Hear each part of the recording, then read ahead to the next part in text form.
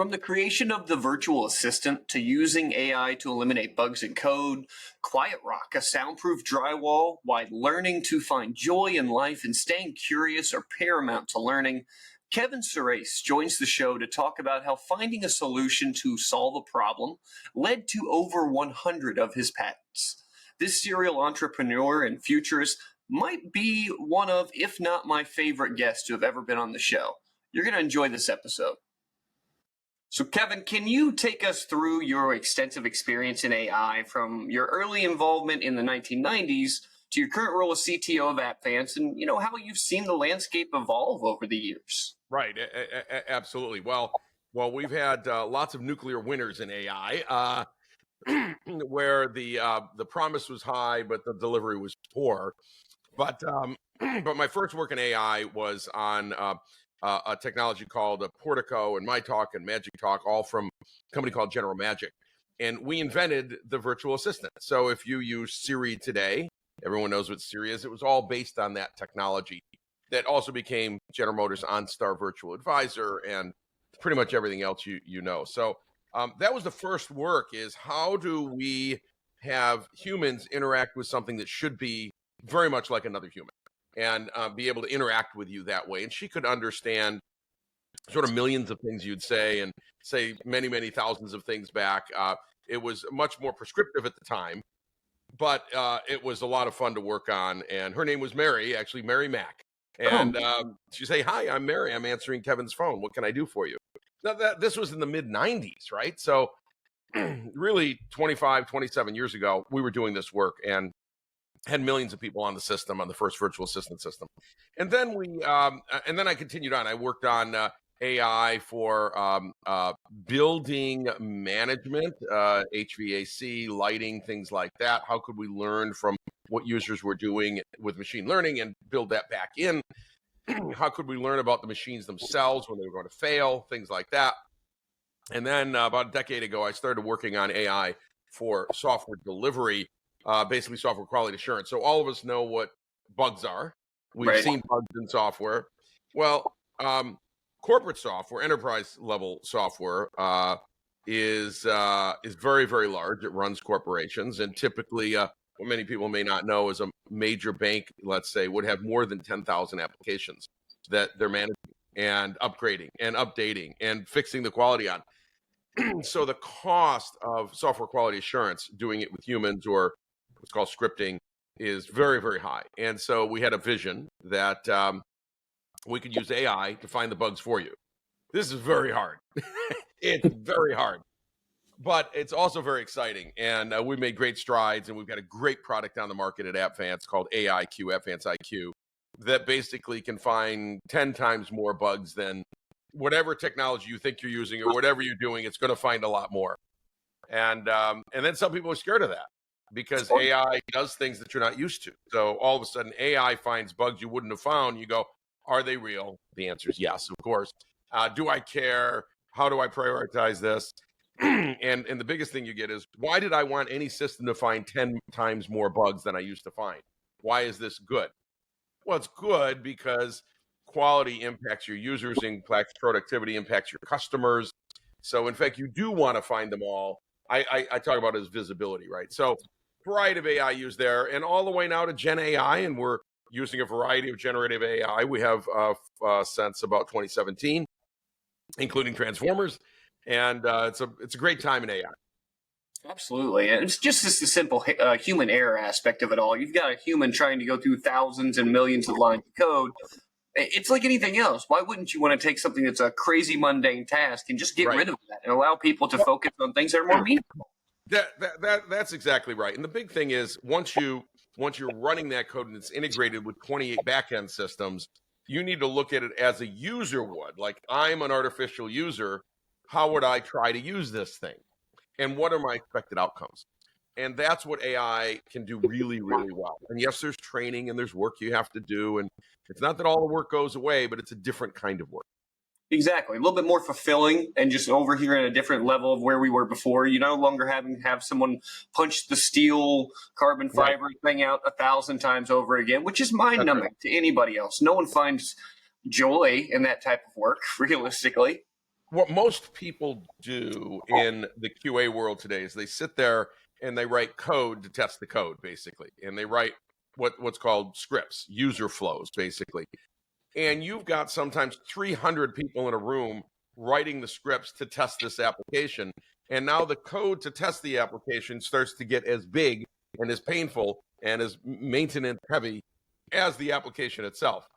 and that dog doesn't hunt. So as we are already using Copilot to write code, and in fact, we've got systems that are writing code quite well today, steered by humans, right? Humans are, kind of the robot overlord. We're certainly doing the same in QA. And again, exciting time. And that just means, less bugs for users, which all of your listeners, watchers want. Yeah, everybody just wants everything to work right now, as whenever they want it, wherever they want it, right this moment. Yeah. So looking at your history, you've got over 100 worldwide patents, including, like you mentioned, contributions to Siri and virtual assistants. Could you share some key moments in your career where you realized the potential of some of these groundbreaking technologies that you've been a part of? Well, it's been a lot of fun. I certainly didn't set out to invent so many things, but I'm curious. And when I'm curious, I wake up and go, that's a real problem. Like software QA is a real problem. It is a real problem. Over $100 billion a year is spent around the world testing the software, let alone making it, just testing it. That's a real problem. It takes too long. Other real problems, totally unrelated, right? Soundproof drywall, invented soundproof drywall. And you go, how's that related to AI? It's not at all, but there was a real problem. You'd be in a hotel and you could hear the people next door to you, or in an apartment or something, and there's no reason for that. Why can't we make drywall that's basically soundproof? So we did. Invented Quiet Rock. Invented the multivariate online auction. That allowed people to run auctions that weren't just based on price, but were based on quality and quantity and knowledge of the provider and services and sort of all kinds of things weighted, right? That had never been done before. It was in the late 90s. Worked on building systems, worked on so many high R value windows, got to retrofit the Empire State Building with over 6,000 windows and make it so energy efficient it made its money back in 3 years. So got to do so many great projects, but it all stemmed from, this is a real problem. And I think in a Silicon Valley mindset, not everyone does that. I'm in Silicon Valley, and what a lot of people do here, a lot of founders, they got this great solution looking for a problem. And if only the people would understand my solution. But if you go and find an actual problem, better yet, a problem where people actually have money to pay you to fix the problem, that usually works out quite well. And that's really been the basis for my, almost 100 patents today. Makes a lot of sense. I think that's really interesting. I'd never heard of the soundproof drywall before, but what a brilliant idea, and a simple one that should have been solved a really long time ago, honestly. Should have been solved a long time ago. I invented soundproof drywall in the early 2000s, so it's been about 20 years now. The product is called Quiet Rock. Quiet Rock, a really good name. Yeah. And as opposed to say sheetrock, this is Quiet Rock. And it has been used in, hundreds of thousands of projects at this point, right? It's used in all major projects that are hotels, motels, condominium, apartments, sound studios, of course, theaters. They all use Quiet Rock, like 100%. That is what that became the standard. Yeah. It is the standard. Yeah, it is the standard. And when we first came out with it, of course, Quiet Rock is like a $50 piece of drywall instead of a $10 piece of drywall. And the number one thing you got from people is, well, why would I spend $50? Well, because the $10 one lets all the noise through. That's what it costs to stop the noise. Well, I could put, 5 layers of drywall on each side of the wall and get something similar. That is true, except what people forget, and we're not talking about homeowners here, builders, is all the cost is in the labor. A $10 piece of drywall, all up with labor, can cost more than $50 to install by the time you score it, snap it, measure it, hang it, take a break, overhead, all the other things that happen, right, in labor.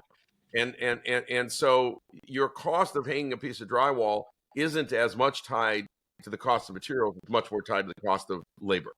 Right, carrying it up the stairs, that has to be, accomplished. So you're doing drywall on the 3rd floor of a building or the 5th floor of a building, someone actually has to get that stuff up there.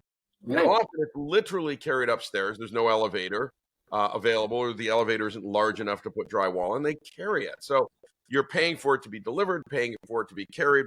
So you don't care if it's $50 or $10. You care that you don't get sued because people hear next day and you got one sheet. That's right. So Right. really fast. Anyway, fun things I've gotten to do, and I continue to do. I haven't stopped. I'm working on another very large patent right now in AI around the software space that that we think is quite the breakthrough. So always more work to do. Absolutely. You mentioned, we were talking about getting rid of the mundane and mindless tasks in AI, but how do you see AI transforming careers and everyday life? And, what are the key areas that you think AI is going to make the most significant impact on today and really the future ahead of us? Well, it's already making an impact on coding. Coders are about 55% more productive leveraging Copilot than not. So pretty much everybody should be using it. I know not everyone is, but they should. Marketing, huge impact with Gen AI. GPT-4 is spectacular at writing blog posts, summarizing. For instance, you can take this podcast, you can take it from speech to text. You can import that text into a large language model and say, summarize this for me, and you'll have a summary 30 seconds later. Now that's work, Brock, that you had been doing manually at one point in time. Yep. You no longer need to summarize a podcast. You can use a machine to do that, and it's quite good. And I don't know if you do or not, because we didn't ask you that. Yeah, you do. So why wouldn't you do that? And in fact, it's built into many of the like I think Riverside has it built in now. Many of the podcast systems have built that capability in. They leveraged an LLM to do exactly this. So if you're in marketing, you're using this, you're generating advertising, you're generating blog posts, you're generating data sheets better than you would have been able to yourself. So marketing has an impact. Business models, you can ask it, what are the 10 things I better do in my startup if I want to X, right? I mean, you have all of this capability. So I look at this, and it is, and I'm stealing this from Reid Hoffman, but I think it's true, which is we're amplifying people's brain, right? We're taking your brain and giving you 10 brains or 100 brains. So if I used to take 2 days to write a blog post and post it, in those 2 days, I can probably write all 52 blog posts for the year. And now I have all of the rest of that time back where I can do something bigger. Some people are going to say, well, you're taking writing and human creativity, and no, you're not. I'm amplifying look, the thing doesn't go off and write its own thing. You seed it and say, here's what I would like to write about. Here's the information. Here's the data. Here's the case study. Here's this. Write a blog post of 1,000 words from that. And it does. So it's doing the more mundane task, which frankly, you probably weren't the best at anyway, but I'm going to say that, and people are going to listen to this, and then they're going to write to me, and they're going to say, you don't understand. This is, and look, it's doing, it is certainly eating into photography and illustrators. You've got literally models that are taking some headshots earlier, and for a model scene, instead of going and shooting it, they actually have Gen AI generate those shots with their head involved in the shot, right? And there they are, standing in a field when in fact they had never been in that field before, and maybe with with that particular clothing on that the clothing manufacturer wanted to demonstrate. That is all doable in 30 seconds today. I didn't have a photographer. I didn't have lighting. I didn't rent the field or the building. I didn't even put on the clothes, right? That was all done. Now, reminder, could have done that in Photoshop for the last 20 years. It just took a Photoshop expert, and it took a day or two, like if you wanted of that quality. And AI can generate that quality in 30 seconds. Give you another one. I need a model to model, let's say, my clothing or my vehicle or whatever it is, right? I don't actually need a model's headshot. I'll tell it to go make a model, and it will. And if I'll say, no, I want this color skin, or I want this kind of hair, it'll just do it. So everybody has some jeopardy from a technology that generates things like this. SAG went on strike. The Actors Guild went on strike because they don't want their likeness used by AI over and over again without getting some pay for it. And I was going, guys, they're not going to use they're not going to use your likeness at all. They're going to generate a likeness and just stick that in every film from now to doomsday and call it Joe. Joe generated by AI, and they didn't pay anyone. No, they won't do that. Of course they will. Of course And they aren't bad. They're just advancing with the state of the art of technology and reducing costs, right? Take another step further. I'm working with technology right now that is generating a film right now, just 30 seconds to a minute, but it can generate an entire film from an idea, including camera angles, artificial people in it, people talking, etc. Like there was no director, there's no camera people, there's nothing. There's me typing, and I have a film. Now it's only 30 seconds, and it's not perfect, but you can see where this is in 2 or 3 years. And in 3 or 4 or 5 years after that, Brock will be able to say, I would like a movie that has the following characters, has the following storyline, and ends in this way. And it'll generate it for you, and you sit down in your home theater and watch your movie, customized for you. And then you say, I didn't like that ending, change the ending. And it will. So I think it impacts everything in our life. And I also think it's the most exciting time. Half the people listening to this, approximately, are going to be scared. Hey, people were scared of the wheel when it showed up. Because if you were the guy who hauled the thing up the hill and then the wheel's there, half the people were scared of it and ran and never made another dime in their life, so to speak.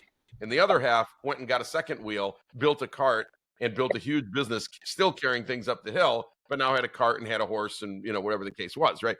So the wheel transformed those who accepted it. And it also transformed those who didn't. But the ones who won were those who accepted it. So my advice is accept everything that you can do in AI. And Gen AI lets you talk to AI in English for the first time instead of coders. So it's super exciting. So I love the idea that, like you're saying with the SAG writers, we already have artists, like music artists, that are purely AI. They already have record labels and they've been released. And like you said, will the movie companies utilize a version of Tom Hanks that's AI? No, because why would they? They'll just make somebody new, and they'll make the new Father of America or whatever it is.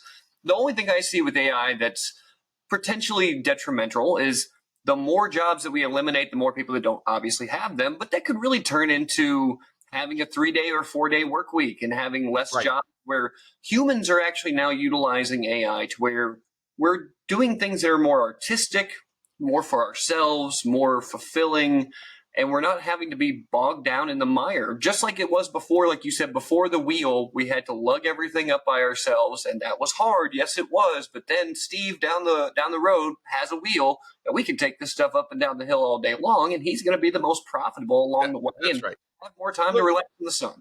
Look, technology has come along every year for the last thousands of years that made humans a little more productive each time,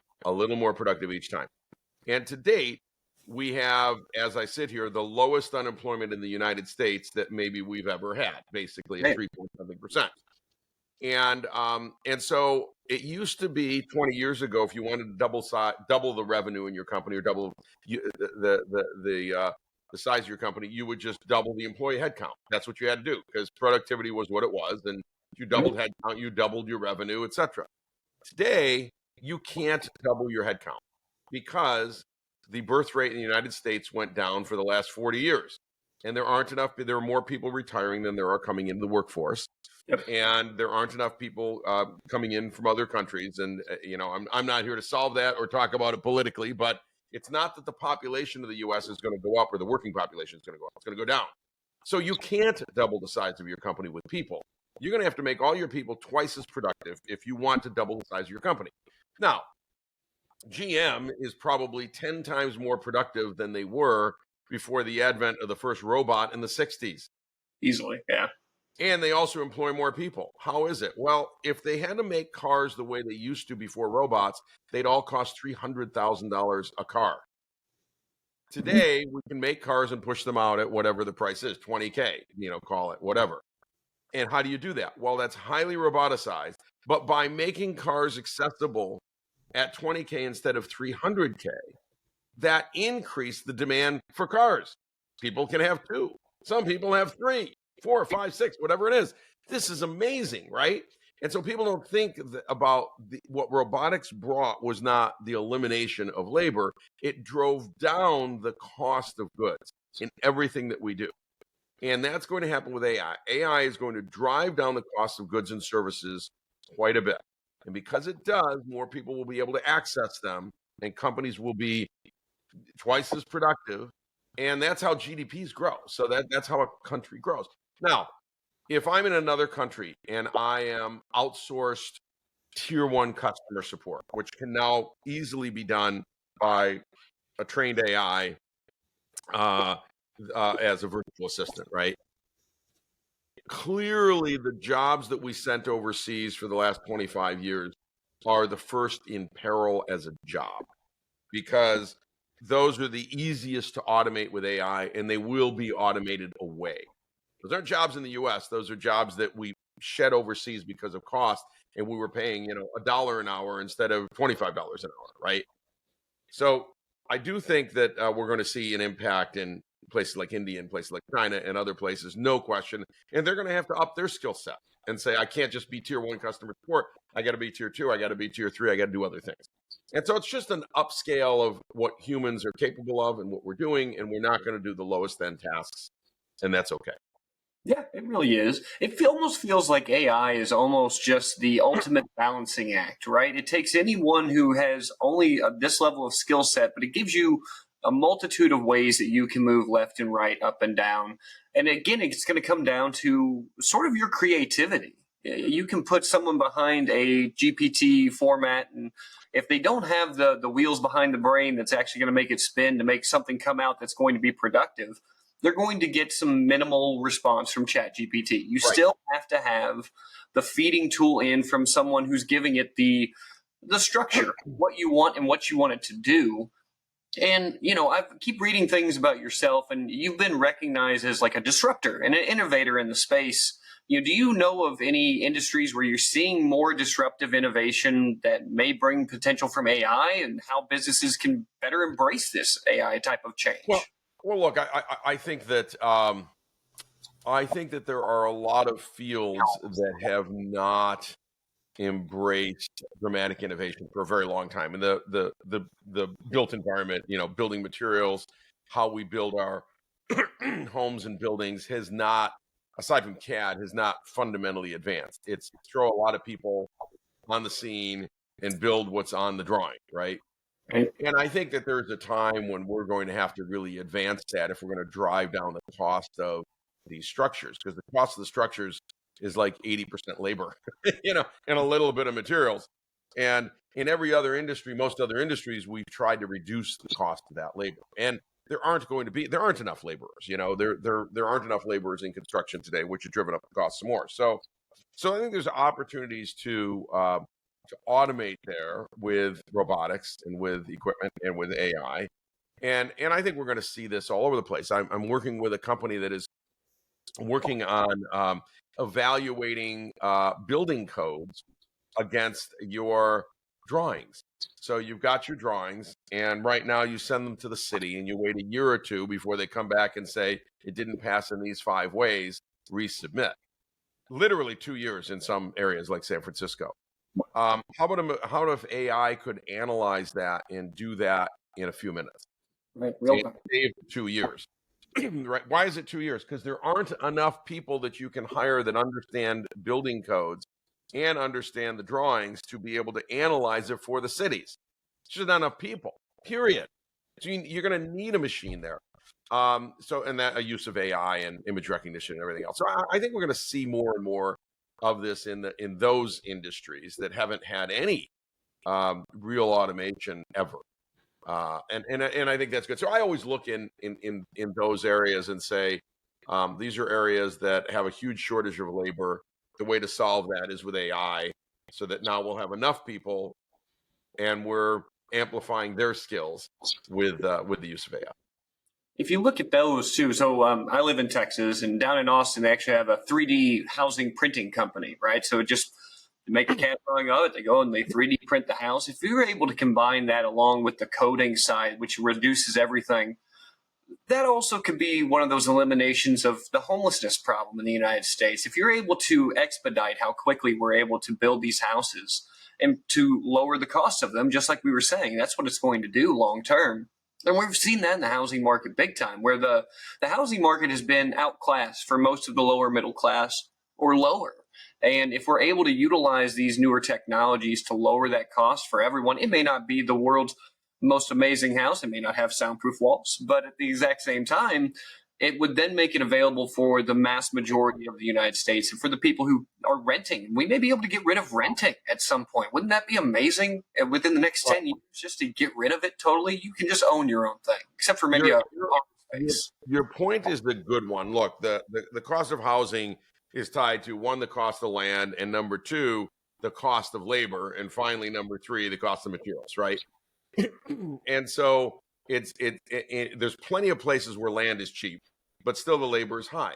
In fact, over the last 5 to 10 years, building, even in Texas, there was a time you could build a low-end home for probably $150 a square foot. Those days are gone. I don't think you're building anything under $300 a square foot. You know, you're in that market more than I am, but maybe $250, $300 a square foot for low end. For high end, I get the high end's $1,000, but you can't build it for $300 a square foot anymore. So 1,000 square foot home could cost upwards of $250,000 or $300,000 to build. Well, that dog doesn't hunt, right? And that's all cost of labor. It's because we don't have enough labor. Cost of labor has gone up, and yes, the cost of materials went up too. But we're going to have to find ways to, reduce that. So people are working on 3D printed homes, as you know, that are full scale, which is pretty cool. I've seen some things of that. I've seen some equipment that automatically places bricks and does drywall. It's really fascinating what people are coming up with. But this is an area that everybody would benefit from, is reducing the cost of labor in construction, especially around smaller homes. Because if you could get into that home and it was a $50K home, a lot of people can get in at $50K, right? Where a lot less people can get in at $300,000. Yeah, it's a huge difference, and I think that we're on the precipice of it. We're starting to see the right technologies go into place, and we've grown on such a hockey stick curve in the last 10 years. I'm really excited to see what happens the following 10 years once AI truly gets integrated into everything. Yeah. We're even seeing with the Apple headset that's coming out, I believe, next month. I'm wondering if people are ever going to take that thing off of their face, because why would they? They don't have to, outside of having to charge the thing, right? But we can walk around, and I'm just wondering if that's where we're going to end up being with those type of updates that are coming. Do you see us getting rid of things like cell phones, tablets, just to change to this style of headset, or do you think it's the beginning? Yeah, it's a great question. Someone said a few years ago that eventually the smartphone will be gone; it'll be replaced by something else, and that's when things really go crazy, right? Clearly, the opportunity for AR VR is huge. It's unclear when these things get to where it is certainly no more than a pair of glasses. Right now, what they've got to do in cameras and the overall headset and everything is fairly complex. And Google Glass, which came out, now 10 plus years ago, had limited function and features. But somewhere in between there, when you put on your regular glasses and you have all this capability and you're connected to the internet, and you can see things, you just say, bring this up in 3D, bring this up this way. I want to see the measurements. And it's just there. And we'll get there. We've got another probably 10 years of work to do, right? No question what Apple is delivering, which is an entire operating system, which no one else did. Everyone else stuck games on there. They go, yeah, you can have games, but how about an entire OS, right? Our entire Mac OS is here. So everything you could do, you just do now with your hands. This is pretty amazing. And it was very thoughtful. And in typical Apple fashion, the first of these kinds of devices did come out 10 years ago, and they waited until they could really deliver some value to enough fields and enough people where you could see people actually computing this way, right? And interacting with their systems this way. So Apple is never first, but by the time they come out with something, it's highly usable, and they've spent, $10 billion developing the thing. So it's really, hats off. The way I've always heard it with Apple is they'll let everybody else walk around in the dark and bump their knees into the table and find out where the tables are and then just avoid them. I think that's right. Yeah. They've been not the first, but look, they weren't the first smartphone, but they changed the market once they came out. Oh, It was over, like, market over, right? Done. yeah. What wasn't the first, if you go back in time, it wasn't the first music player. It was the 50th or so MP3 player on the market, but they got it all right eventually. And then that became, everyone wanted an iPod, period. And Yeah. then, the iPad, when it came out, was not the first pad, but by the time it came out, it was the best. So never bet against Apple. That's what I would say. That's why they're worth 2.5 to 3 trillion on any particular day. I want to shift topics. I want to talk to you about your TED Talks, actually. So I know you've done over 15 of them at this point.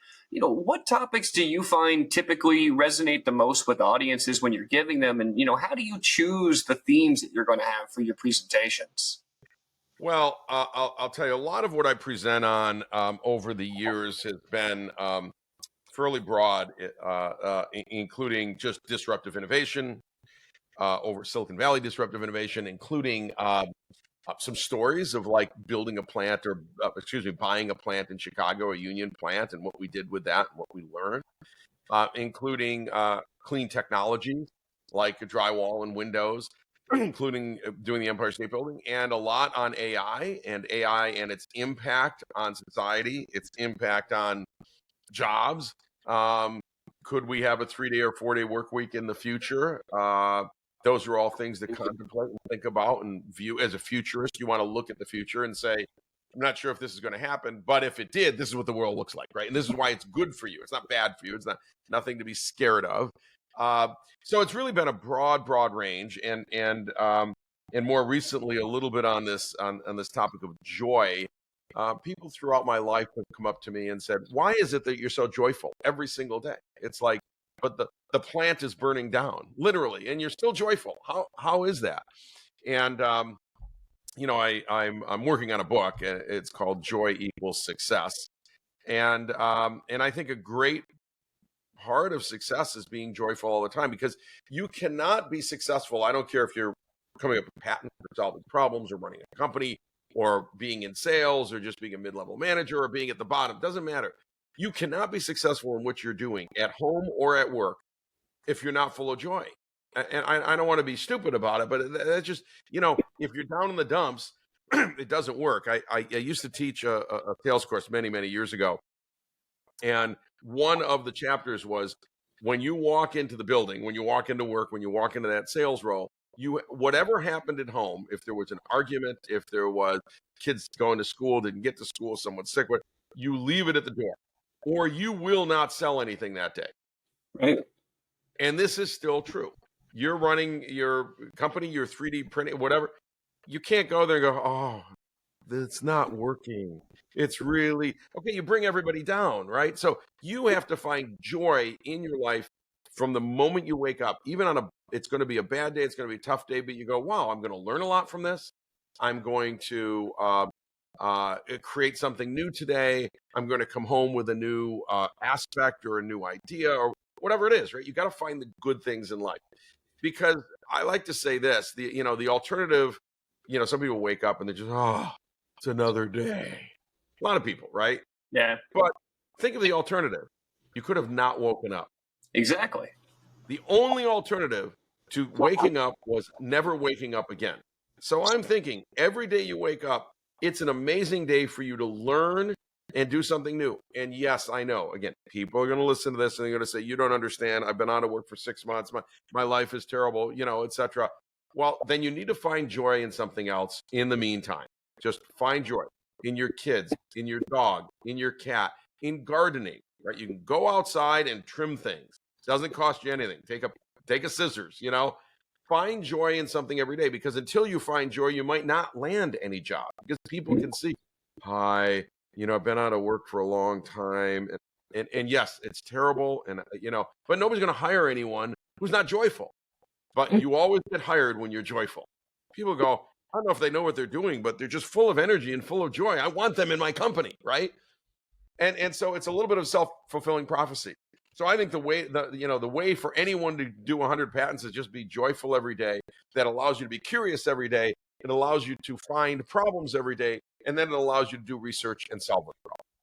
I think that's dead on. That's why we have that phrase, fake it until you make it. Even if you're having a bad day, just put a smile on your face. It's really not all that hard. And you're right. People can smell whatever your internal resentment is, whether you're the only one that's carrying it. It just oozes out of your pores, and it's easy to see. So you just got to be happy. It's not that hard. There are no bad days.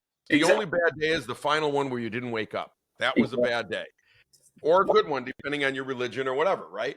Now maybe you're coming back as a cat. I don't know. Maybe it was a good day. But other than that, every day you wake up is a good day. It really is. And even if the whole town burns down, what a horrific thing happened in Hawaii, right? Yeah. You're gonna have to go find good in that somehow. The good is if you're standing there telling me about it, you survived. Okay, that was something that was good.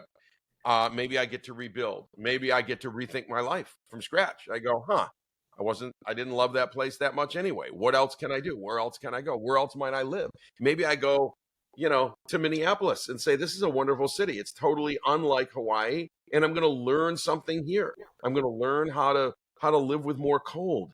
That's fascinating, right? And some people go, who wants to live with the cold? Actually, it's good for your body. Peter Attia says, very good for your body. Get out of the comfort zone of 70 degrees and go get cold once in a while. And maybe your telomeres grow, right? So it's really fascinating. So joy equals success. I'm working on it. We'll see where I get. Absolutely. And we all grow infinitely more when we're outside of our own comfort zone. Staying inside of our comfort zones, we're never going to deviate, and we're never going to learn those things that we never would have if we wouldn't have stepped outside in the cold, like you were saying. Right. That's right. I thought it was interesting that you were inducted into the RIT Innovation Hall of Fame. It's a pretty significant honor, Kevin. So how does that feel to be recognized for your contributions, and what advice would you give to aspiring innovators? Well, I was recognized that year, 2012 or so, along with Dean Kamen, who's inventor extraordinaire. So that was quite an honor, actually. Dean's a good guy and a good friend, but we both got honored. Look, I think when a major institution like RIT, who is a top university, Rochester Institute of Technology, also happens to be my alma mater, recognizes you for innovating, which it is an innovation university. It's what it's all about. Obviously, that's a huge honor, right? And actually, anyone recognize you for anything. I've been on magazines and Inc. magazine cover and Time and Forbes and Fortune and all these things. And so I'm always humbled by this recognition because I didn't set out to do anything in particular. I literally just found a problem and fixed it. And it's actually, people would say, well, when I did soundproof drywall, you don't know anything about drywall. How could you, or viscoelastic polymers, which is the technology that we use, or constrained layer damping, how could you possibly invent in that field? You're not a material scientist. I said, well, first thing I did was sit down and read every patent in and around the field and see what other people did and didn't do. And then I read different technologies and how it was used in different fields, like disk drives or bridges or whatever. And then I said, well, can one adapt those same concepts to a wall? I don't know. Let's see. And then I got a mixer and I started mixing chemicals. And I learned about what could go together and what properties you'd want and how you would measure them at different labs. And so I just learned the field from scratch. And in a year, I was probably, the world's expert certainly in soundproof drywall, because there were no other experts. It's really easy to be the expert in something that no one else has ever done. It's really easy. And so I think people find this daunting. Well, how could I ever learn another field? I don't know. I've probably learned 50 fields in my career, and I want to learn another 50, right? So, how curious are you? If you're curious, you will find great joy in learning new things every day. I read voraciously, incredibly a lot. But mostly on the web today. And it's not about the news. It's about what happened in this field. What are the breakthroughs? And some of them are very hard to understand and they're very deep. And so you may not understand all of it, but you get a gist for what someone did there. may give you new ideas to solve a different problem.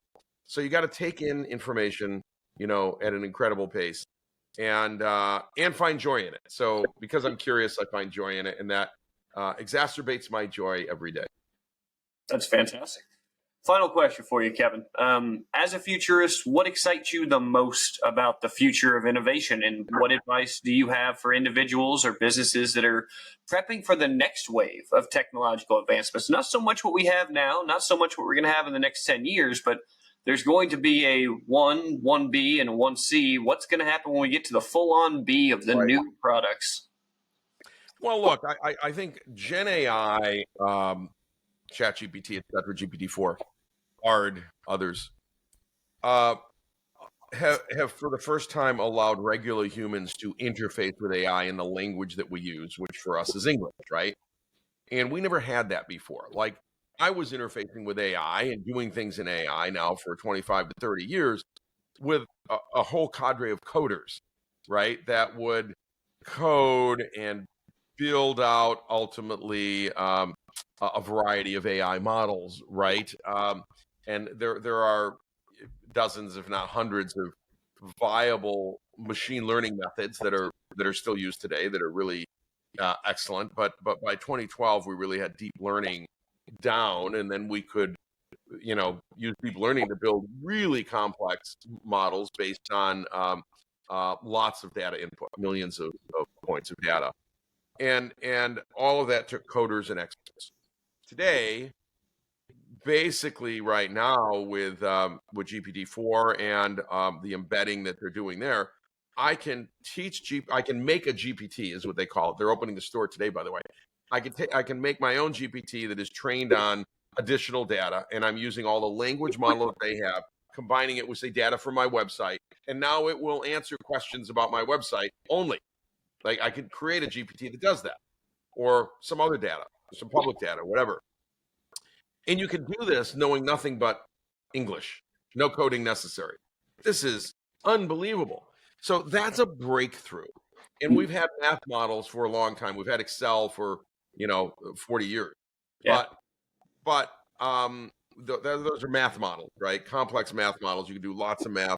You no longer had to do long division in your head or with a pencil. You could do it in a machine in a second. But now we have a language model. A language model. It took an extra 40 years to do that, but we have a language model. And because of that, you can now tap AI just by typing or just by talking. This is a game changer for the world. And so I think we've got a decade of experimenting and learning how to apply that to our various fields. Because applied AI is where all the money is. People think of AI as, well, OpenAI, and they're huge, and yes, I get that. They spent now probably $10 billion coming out with their products that are doing $1 billion a year. So good for them, right? But it was a very expensive proposition. On the other hand, it's going to be how people apply that technology in their own businesses, from marketing to sales training. Think of all the things you can now offload to an AI with almost no coding or very limited coding. So it's very, very exciting. It is a game changer for every business if you're willing to embrace it.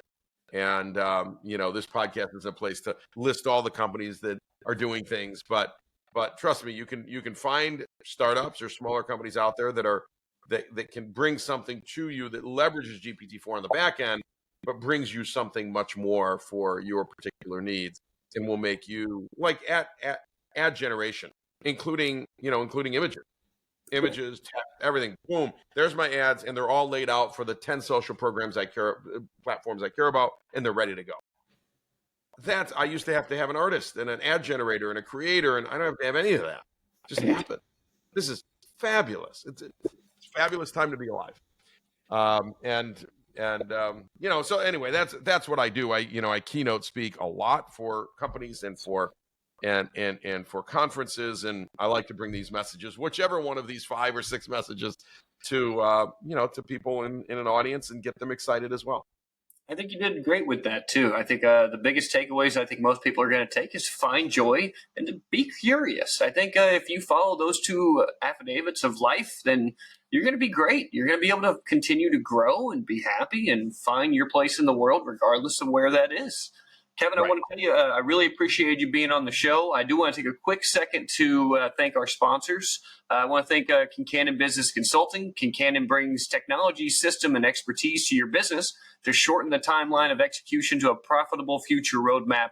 Other consultancies bring a costly army. Kincannon brings an efficient SWAT team. So if you're looking for a consultancy with a track record of success across many industries, reach out to Kincannon Business Consulting to set up a discussion. You can reach out to them by emailing them at inquire@kincannonbc.com. Thank you again, Kevin, for being on the show, sharing your infinite depths of knowledge with us today. I hope you had a fun time. I'd love to have you back on the show another time. Yeah, it was a lot of fun, Brock. Much more to talk about. Thanks for having me. Awesome. All right, everybody, that's all we're going to have for today. We're going to talk some more emerging tech next time. Bye, everybody.